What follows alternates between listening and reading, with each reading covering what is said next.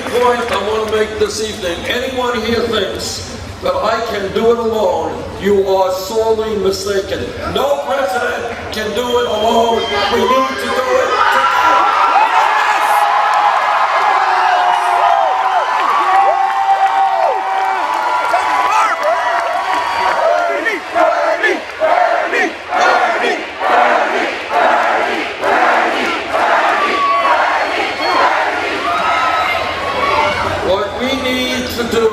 To start a serious discussion, and I want to do it tonight, about what the real issues facing our country are and how we go forward. And what I want to say to you is the real issues and what's important in America are not necessarily going to be seen on corporate television.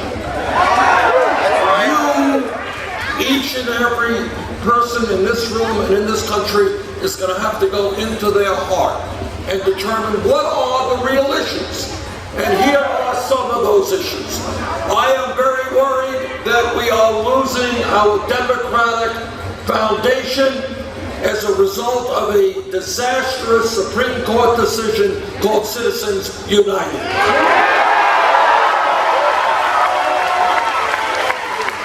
What Citizens United said to the billionaire class, it said, okay guys, you already own much of the country, now we're going to allow you to buy the United States government.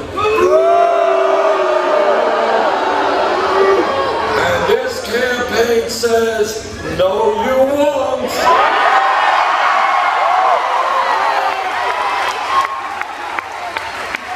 Not only are we going to overturn Citizens United, we're going to move toward public funding of elections.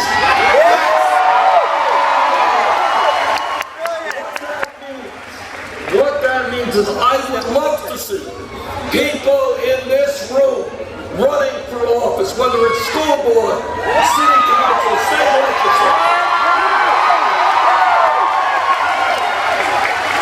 And I want to see you do that without having to beg millionaires for campaign contributions.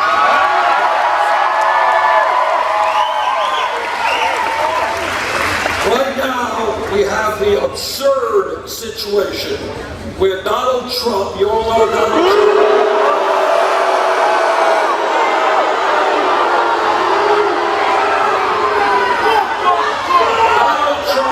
who is a billionaire, is getting help from other billionaires to become president. So our message to Donald Trump is, you know what, billionaires are not going to run this country. People will.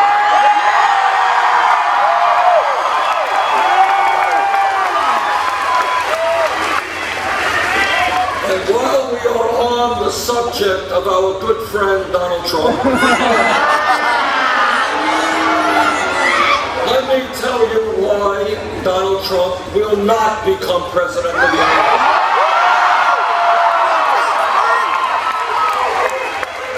He will not become president because we are defeating him in every national poll.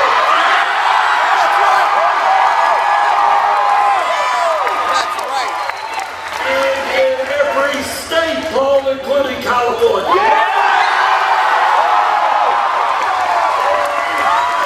Donald Trump will not become president because the American people will not elect a candidate who insults Latinos and Africans.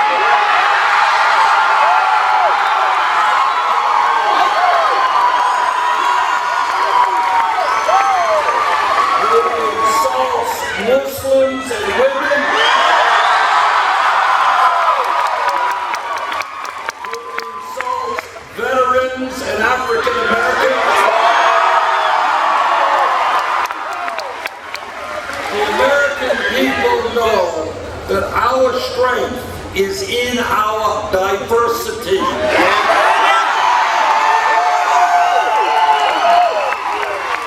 Some of us are black and some white and some Latino and some Asian.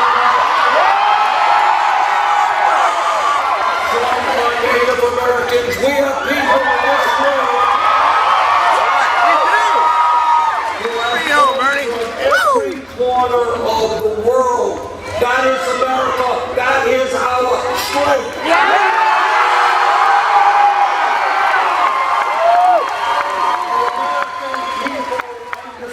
That we are strongest when we come together. We will not allow Trump to divide us up.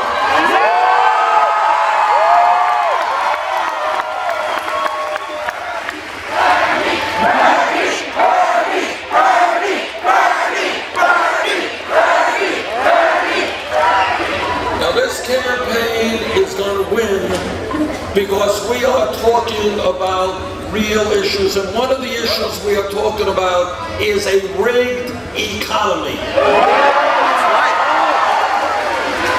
Here is what a rigged economy is about. The United States today is the wealthiest nation in the history of the world, but nobody knows that. And you know why nobody knows it? It's because almost all of the new income and wealth is going to the top 1%. In other words, if you are a millionaire or a billionaire, you're doing just great. But if you are in the middle class or working class, you are struggling, and the likelihood is you are heading downward, not upward. This is what a rigged economy is about. A rigged economy is when the top 1/10 of 1% owns almost as much wealth as the bottom 90%. The economy is when 20 people, 20 wealthiest people, own more wealth than the bottom 150 million people. A rigged economy is when one family, you all know the Walton family of Walmart? It turns out that the Walton family is the wealthiest family in the United States. It also turns out that the Walton family pays its employees at Walmart wages that are so low that many of those workers have to be on food stamps and Medicaid.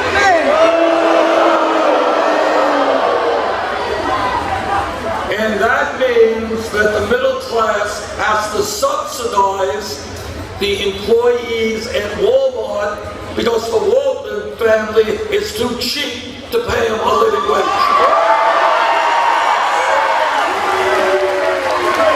So I say to the Walton family, get off of welfare, pay your workers a living wage.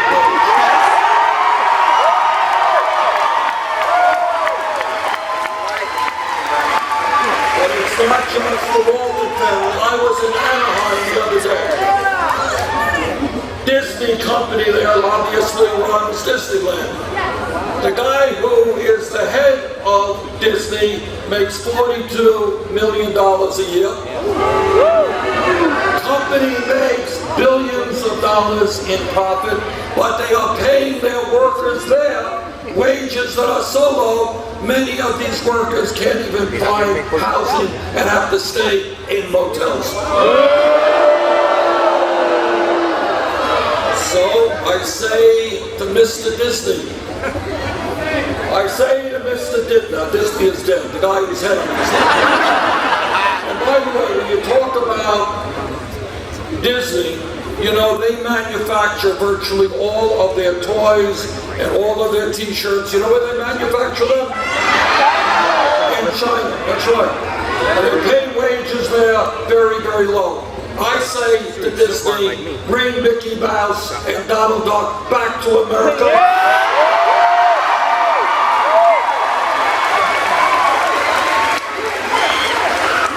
Let's tell corporate America that they cannot continue to throw American workers out on the street and move to China. We need those jobs.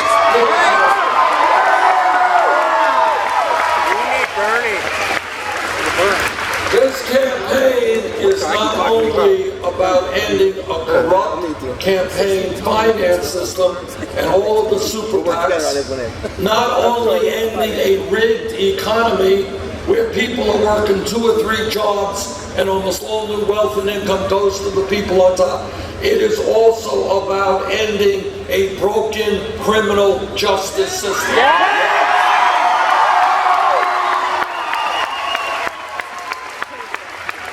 Every person in our country should be ashamed of the fact that we have more people in jail than any other country on earth. Right now, we are spending $80 billion a year to lock up 2.2 million people, disproportionately African American, Latino, and Native American. Now, our job is to ask ourselves, why does that happen? Why are there so many people in jail? Here's one of the reasons. Throughout this country, there are communities in inner cities and in rural areas where youth unemployment is 30, 40, 50%. Kids cannot find jobs. And when young people cannot find jobs, when they're not in school, when they're hanging out on street corners, bad things can happen. What I think we should be doing is investing in our young people in jobs.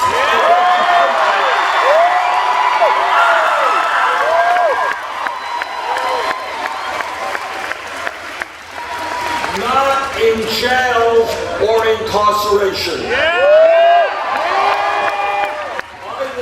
Young people of this country to be in school or to be earning a decent wage. I do not want them to be rotting away in a jail cell. Now, when we talk about criminal justice, it's not only making sure that our young people have jobs, it is also taking a hard look at local police departments all across this country. I was a mayor in Burlington, Vermont for 8 years, and I've worked very closely with our police department, and I've worked with police officers all over the country.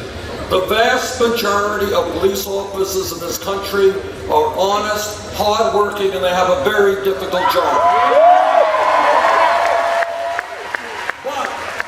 But like any other public official, if a police officer breaks the law, that officer must be held accountable.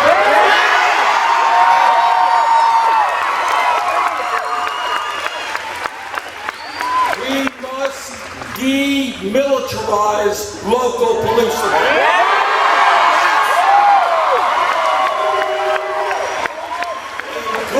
Police department, and there are many of them, are part of the community. They are trusted by the community. They work with the community.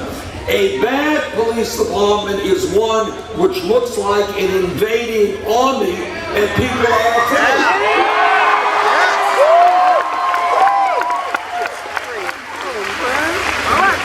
We have got to move toward making police departments reflect the diversity of the communities they serve. We have got to end corporate ownership of prisons and detention centers. Corporations should not be making money by imprisoning fellow Americans. We have got to create a law enforcement culture in this country which says that lethal force, shooting at someone, is the last resort, not the first resort.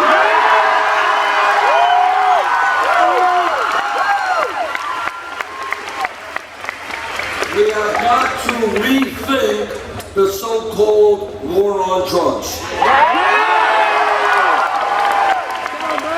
Now, it turns out that over the last 30 years, millions of Americans have received police records for possession of marijuana.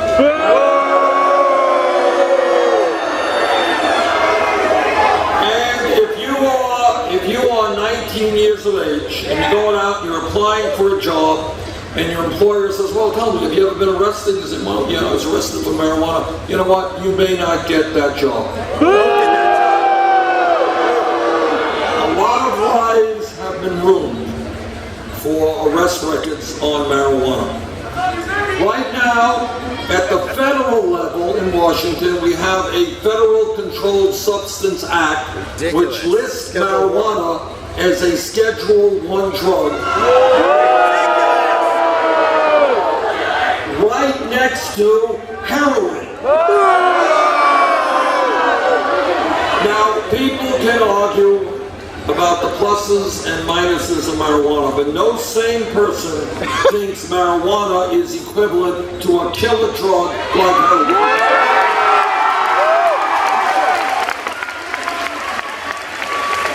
And that is why, if elected president, I will take marijuana out of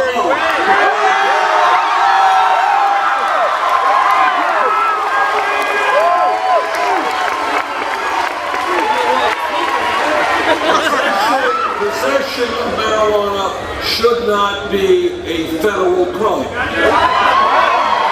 Now, all of you also know that whether or not marijuana is legalized, and it has been made legal in 4 states plus D.C., that is a state decision, not a federal decision.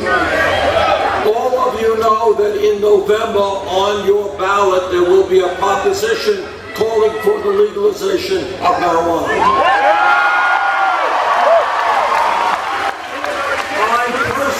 Believe that legalizing marijuana is the right thing to do.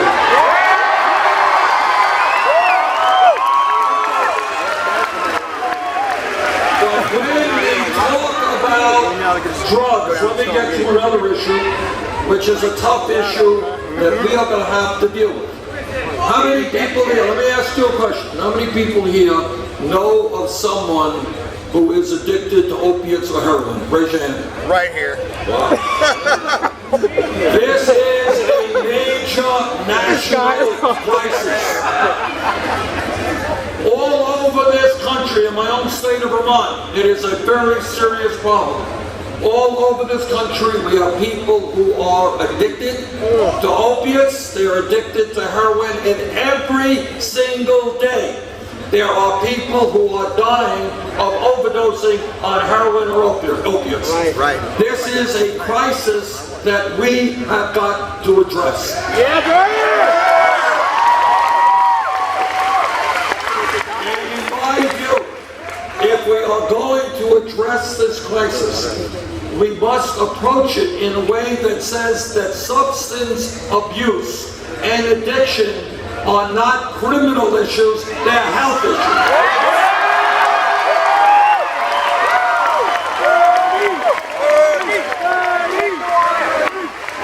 And what that means, and what this campaign is about, is thinking big, not small.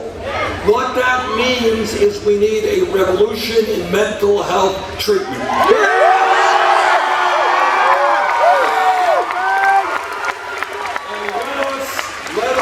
Be honest.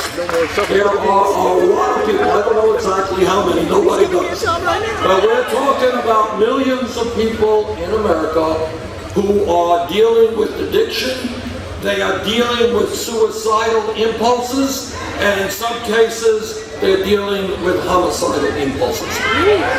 And what we have got to do as a nation is make it a very high priority that when somebody is addressing or dealing with a mental health crisis, they get the treatment they need when they need it.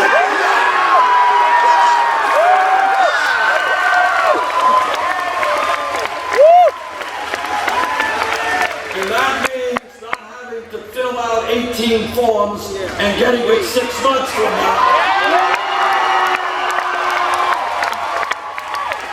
It means walking into a clinic and saying, I am addicted, I need help today.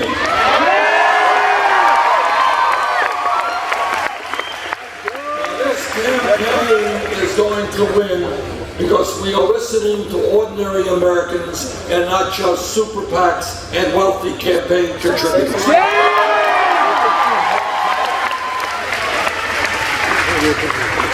It is my view in America, if you work 40 hours a week, you should not be living in poverty.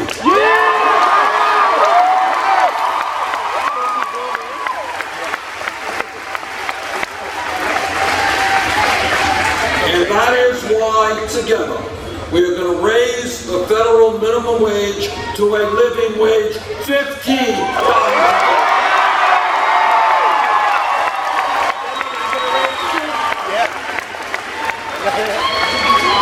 It is not acceptable to me or to you that women in America earn 79 cents on the dollar.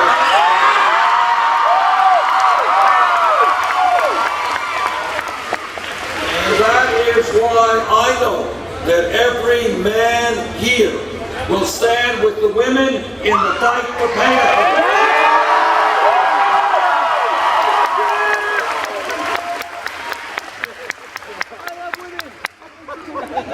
In America today, we have massive unemployment in very many parts of this country. Now, once a month, the federal government brings out a report on unemployment, and it says recently that unemployment in America is 5%. Anybody believe that? Well, you're right. It is not 5% because that number does not include people who work in part-time when they want to work full-time. It does not include people who have given up looking for work. Yeah. Real unemployment in America is close to 10%.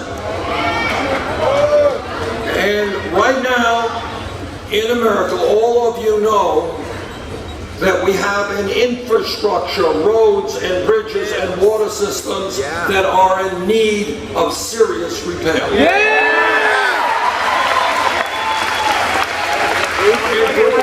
We got potholes that are so big that people go into them, we lose them, we don't find them until the springtime when we throw them out. But I see all over America, roads, bridges, our rail system needs massive repair. We should be hiring teachers, not firing teachers.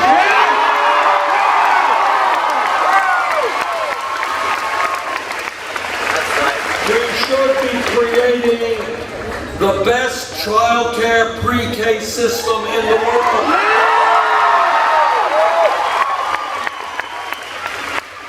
That means creating millions of jobs, taking care of our youngest Americans.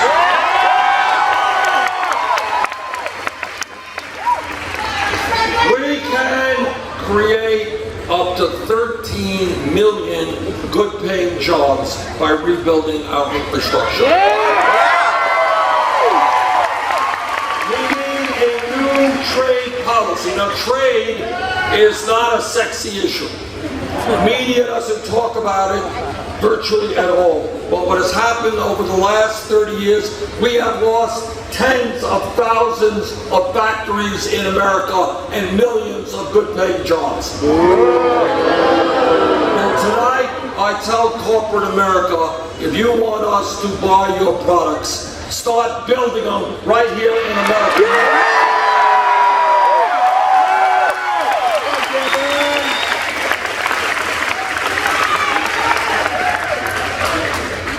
This campaign is listening to young people. And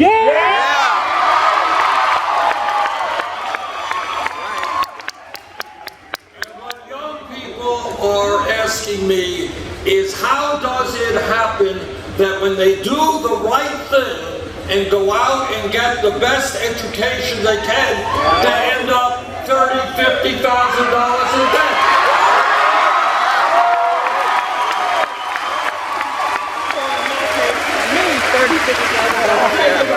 Things outside of the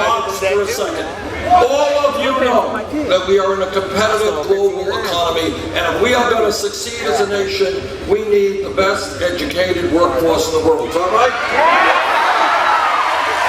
In other words, we should be encouraging, making it easier for all of our people to get the education they need. Now here is a simple truth, and the truth is that 40, 50 years ago, if you had a high school diploma, you could probably go out and get yourself a pretty good job. That's true. The world has changed. The economy and technology have changed. People today need more education if they're going to get a decent job. And that is why I believe that when we talk about public education, it is not good enough to talk just about first grade through 12th grade. That was great years ago. Right now, when we talk about public education, it should include tuition-free public education.